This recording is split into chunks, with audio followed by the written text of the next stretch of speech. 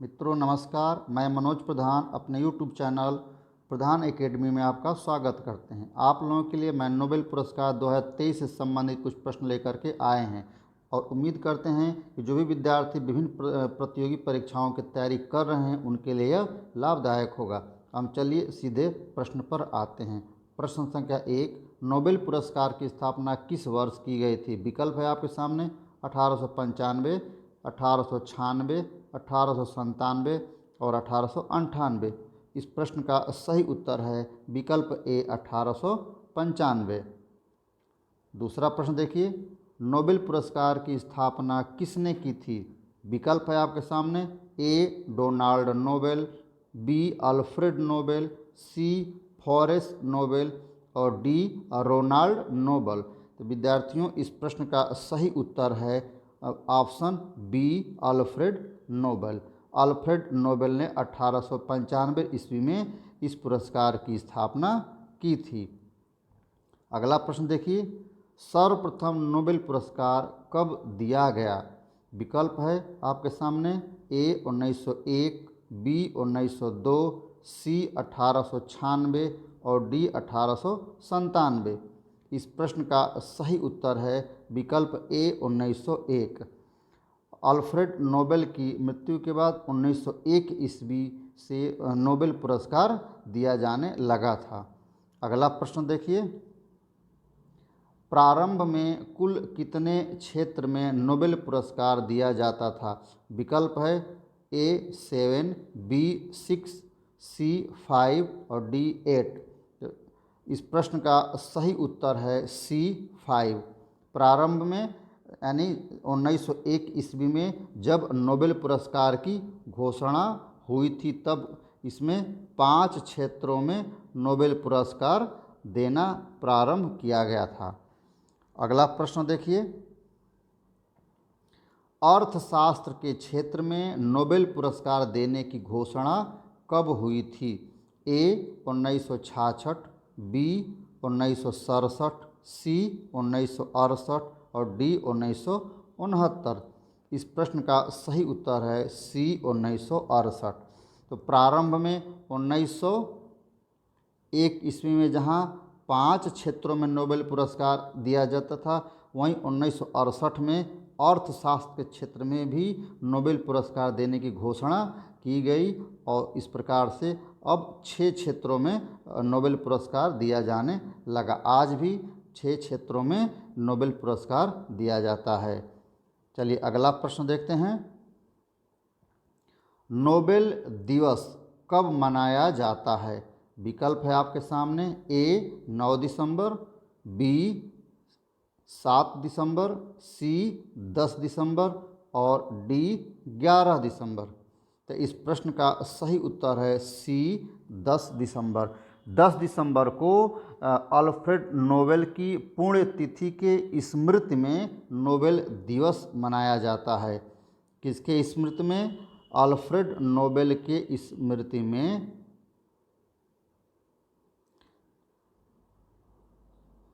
Alfred Nobel की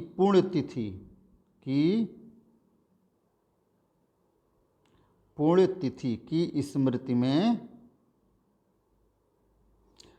प्रत्येक साल 10 दिसंबर को नोबेल दिवस मनाया जाता है। तो इस प्रश्न का सही उत्तर है विकल्प सी 10 दिसंबर। चलिए अगला प्रश्न देखिए, अर्थशास्त्र के क्षेत्र में नोबेल पुरस्कार देने की घोषणा किस संस्था ने की थी? विकल्प आपके सामने है ए नॉर्वेजियन समिति, बी स्वीडिश सेंट्रल बैंक, सी स्वीडिश एकेडमी और डी नोबेल एकेडमी। तो इस प्रश्न का सही उत्तर है बी स्वीडिश सेंट्रल बैंक। 1968 ईस्वी में 1968 ईस्वी में स्वीडिश सेंट्रल बैंक के द्वारा अर्थशास्त्र के क्षेत्र में पुरस्कार देने की घोषणा की गई थी। तब से प्रत्येक वर्ष अर्थशास्त्र के क्षेत्र में पुरस्कार दिया जाता है। अगला प्रश्न देखिए,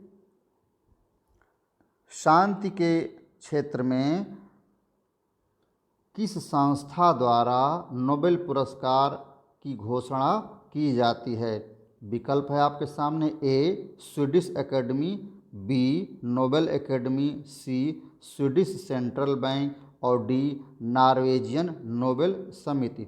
तो इस प्रश्न का सही उत्तर है नॉर्वेजियन नोबेल समिति। नॉर्वेजियन नोबेल समिति द्वारा शांति के क्षेत्र में नोबेल पुरस्कार देने की घोषणा की जाती है। अगला प्रश्न देखिए, शांति के क्षेत्र में 2023 का नोबेल पुरस्कार किसे देने की घोषणा की गई है? विकल्प है आपके सामने, ए नरगस मोहम्मदी, बी शिरीन मोहम्मदी, सी रजिया मोहम्मदी और डी इनमें से कोई नहीं। तो इस प्रश्न का सही उत्तर है नरगस मोहम्मदी। नरगस मोहम्मदी ईरान की एक सामाजिक कार्यकर्ता हैं। कहाँ की हैं? ये ईरान की सामाजिक कार्यकर्ता हैं और वर्तमान में ये जेल में हैं। इनको जो है वर्ष 2023 का जो है शांति का नोबेल पुरस्कार देने की घोषणा की गई। यह ईरान की दूसरी महिला हैं जिनको कि शांति का नोबेल पुरस्कार देने की घोषणा की गई है। इसके पहले वर्ष 2003 में शिरीन एबादी को शांति के क्षेत्र में नोबेल पुरस्कार दिया गया था। शिरीन एबादी जो ईरान की ये पहली महिला थी और नरगस मोहम्मदी ईरान की दूसरी महिला हैं। ये दूसरी सामाजिक कार्यकर्ता हैं जो शांति का नोबेल पुरस्कार इनको देने की घोषणा हुई है। अगला प्रश्न देखिए, साहित्य के क्षेत्र में 2023 का नोबेल पुरस्कार किसे देने की घोषणा की गई है? विकल्प है आपके सामने, ए जॉन फोस्से, बी शिरीन एबादी, सी फेरेंस क्राउस और डी जॉन कोटसे। तो इस प्रश्न का सही उत्तर है ए जॉन फोस्से। जॉन फोस्से को साहित्य के क्षेत्र में नोबेल पुरस्कार देने की घोषणा की गई है और साहित्य के क्षेत्र में नोबेल पुरस्कार देने की घोषणा स्वीडिश एकेडमी द्वारा किया जाता है। चलिए अगला प्रश्न देखते हैं, निम्नलिखित में से किसे वर्ष 2023 का भौतिकी के क्षेत्र में नोबेल पुरस्कार देने की घोषणा नहीं की गई है? तो इस प्रश्न पर ध्यान दीजिए। इस प्रश्न में जो है निगेटिव प्रश्न पूछा गया है कि किसे भौतिकी के क्षेत्र में नोबेल पुरस्कार देने की घोषणा नहीं की गई है। चलिए विकल्प देखते हैं, ए है Pierre Agostini, B Florence Krausz, C Anne L व्हिलियर और डी मोंगी व बेंडी। इस प्रश्न का सही उत्तर है आपका जो है विकल्प, पहले देखिए जिन तीन लोगों को दिया गया उसमें पहला है विकल्प, ये जो है पियरे एगोस्टिनी, इनको दिया गया फिजिक्स में नोबेल पुरस्कार। दूसरा फेरेंस क्राउस को भी दिया गया है और तीसरा अन्ने एल व्हिलियर, इनको भी दिया गया। यानी कि इन तीनों को भौतिकी के क्षेत्र में नोबेल पुरस्कार प्राप्त हुआ है। किसको नहीं हुआ है? तो मोंगी बवेंडी को भौतिकी के क्षेत्र में पुरस्कार प्राप्त नहीं हुआ है। अतः इस प्रश्न का सही उत्तर है डी मोंगी बवेंडी, क्योंकि इसमें पूछा गया है तो किसी वर्ष 2023 का भौतिकी के क्षेत्र में नोबेल पुरस्कार देने की घोषणा नहीं हुई है। जब भौतिकी की हम बात करें तो केवल तीन लोगों को दिया गया है, पियरे एगोस्टिनी, फेरेंस क्राउस और एन एल व्हिलियर को भौतिकी क्षेत्र में देने की घोषणा हुई है। तो इस प्रश्न का सही उत्तर है विकल्प डी मोंगी बवेंडी। चलिए अगले प्रश्न की बात करें अब हम, निम्नलिखित में से किसी वर्ष 2023 का रसायन के क्षेत्र में नोबेल पुरस्कार देने की घोषणा नहीं की गई है? यह भी उसी तरह का प्रश्न है, ये भी नेगेटिव प्रश्न है। तो अक्सर एग्ज़ाम में निगेटिव प्रश्न भी आजकल, नकारात्मक प्रश्न भी पूछे जाने की परंपरा चल रही है, तो इसलिए इस बात का बहुत ही ध्यान से प्रश्न देखने की ज़रूरत है। तो इस विकल्प है आपके सामने इस प्रश्न में, विकल्प ए एलेक्सी एक्किमो, विकल्प बी मोंगी बवेंडी, विकल्प सी लुई ई ब्रस और विकल्प डी कैटलिन कॉरिको। तो इस प्रश्न का सही उत्तर क्या होगा, विकल्प जांचते हैं पहले। इसमें 3 लोगों को रसायन के क्षेत्र में नोबेल पुरस्कार 2023 में देने की घोषणा हुई है। एलेक्सी एक्किमो को हुई है, और उसके बाद देखिए मोंगी बवेंडी को भी हुई है, और लुई ई ब्रस इनको भी, यानी कि इन तीनों को रसायन के क्षेत्र में नोबेल पुरस्कार देने की घोषणा हुई है।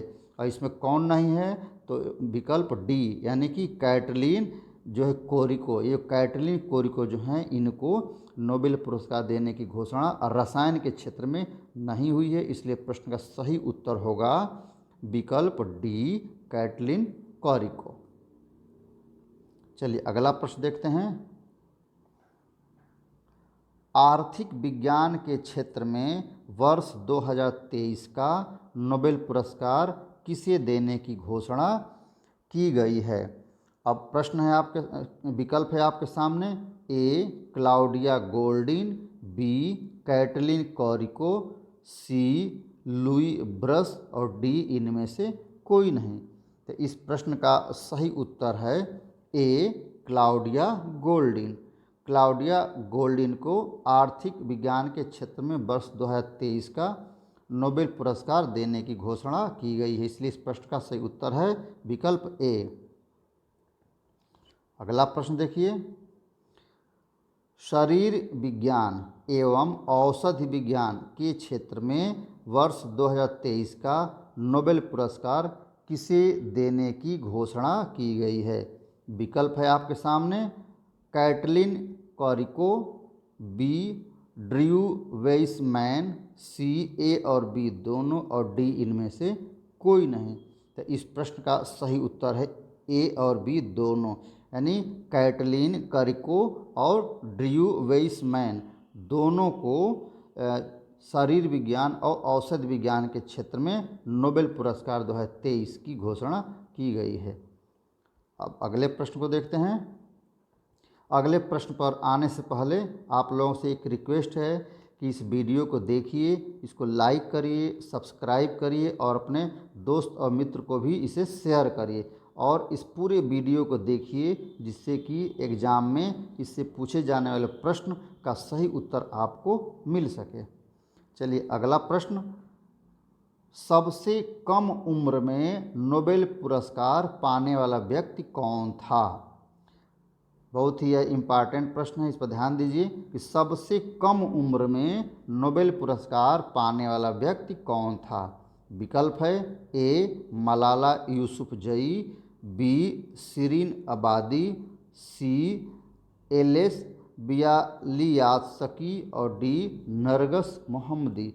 तो इस प्रश्न का सही उत्तर है ए मलाला यूसुफजई। मलाला यूसुफजई जो कि पाकिस्तान की थी और 17 वर्ष की उम्र में इन्हें वर्ष 2014 में 17 वर्ष की उम्र में इनको जो है नोबेल पुरस्कार, शांति के क्षेत्र में इनको नोबेल पुरस्कार देने की घोषणा की गई थी। तो सही उत्तर है विकल्प ए मलाला यूसुफजई। अगला प्रश्न देखिए। एक साथ नोबेल पुरस्कार अधिकतम कितने व्यक्तियों को दिया जा सकता है।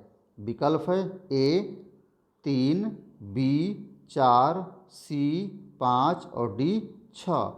तो इस प्रश्न का सही उत्तर है अधिकतम 3।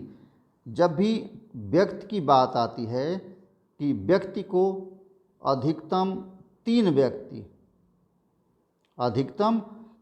व्यक्ति को दिया जा सकता है नोबेल पुरस्कार, लेकिन जब किसी संस्था को दिया जाता है तो उसमें 3 से अधिक संस्था भी हो सकता है। जब किसी संस्था को दिया जाता है तो यह अधिक भी हो सकता है, 3 से यह अधिक हो सकता है। लेकिन जब व्यक्ति की बात आएगी तो अधिकतम केवल 3 व्यक्तियों को पुरस्कार किसी भी क्षेत्र में एक बार में दिया जा सकता है। तो इस प्रश्न का सही उत्तर है विकल्प ए 3। अगला प्रश्न देखिए, 2019 ईस्वी में भारत के किस व्यक्ति को आर्थिक विज्ञान के क्षेत्र में नोबेल पुरस्कार दिया गया? विकल्प है आपके सामने, ए अभिजीत बनर्जी, बी अमिताभ बनर्जी, सी अमिताभ बनर्जी, डी अभिषेक बनर्जी। तो इस प्रश्न का सही उत्तर है विकल्प ए अभिजीत बनर्जी। अभिजीत बनर्जी को वर्ष 2019 ईस्वी में आर्थिक विज्ञान के क्षेत्र में नोबेल पुरस्कार प्राप्त हुआ था। अगला प्रश्न देखिए, भौतिक विज्ञान के क्षेत्र में सीवी रमन को किस वर्ष नोबेल पुरस्कार दिया गया था? विकल्प है आपके सामने, ए 1929, बी 1930, सी 1931 और डी 1932। इस प्रश्न का सही उत्तर है बी 1930। 1930 ईस्वी में भौतिक विज्ञान के क्षेत्र में सीवी रमन को नोबेल पुरस्कार दिया गया था। नेक्स्ट प्रश्न, भारत के किस व्यक्ति को शांति के क्षेत्र में नोबेल पुरस्कार मिल चुका है? विकल्प है आपके सामने, A Mother Teresa, B Kailash Satyarthi, C Amartya Sen और डी ए और बी दोनों। अब इसमें आपको उत्तर जांचना है किसको किसको मिल चुका है। तो मदर टेरेसा की हम बात करें, मदर टेरेसा को 1979 ईस्वी में, मदर टेरेसा को 1979 ईस्वी में शांति का नोबेल पुरस्कार मिल चुका है।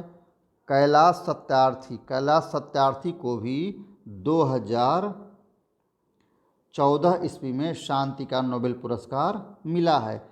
जबकि अमर्त्य सेन को, इनको भी नोबेल पुरस्कार मिला है, लेकिन इनको जो है आर्थिक विज्ञान के क्षेत्र में मिला है। किस में मिला है इनको? आर्थिक क्षेत्र में।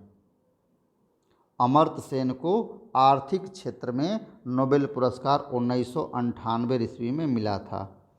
तो इसलिए इस प्रश्न का सही उत्तर होगा विकल्प डी, ए और बी दोनों।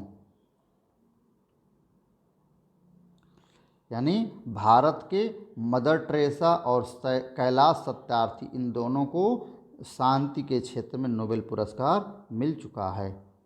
अब अगले प्रश्न की बात करें, वर्ष 2022 ईस्वी में साहित्य के क्षेत्र में नोबेल पुरस्कार किसे दिया गया था? विकल्प है आपके सामने, Annie Ernaux, John Pierre, Louis Brus और वेरन बॉक्स। इस प्रश्न का सही उत्तर है एनी अर्नॉक्स। ये फ्रांसीसी लेखिका हैं जिनको 2022 ईस्वी में साहित्य का नोबेल पुरस्कार दिया गया था। मित्रों, इस प्रश्न को पूरा देखिए और वीडियो को लाइक करें और सब्सक्राइब भी करें। और अगर वीडियो अच्छा लगे तो कमेंट बॉक्स में ज़रूर अपना कमेंट दें, जिससे कि हमको नया प्रश्न बनाने और नया वीडियो बनाने में हमको प्रेरणा मिल सके। धन्यवाद।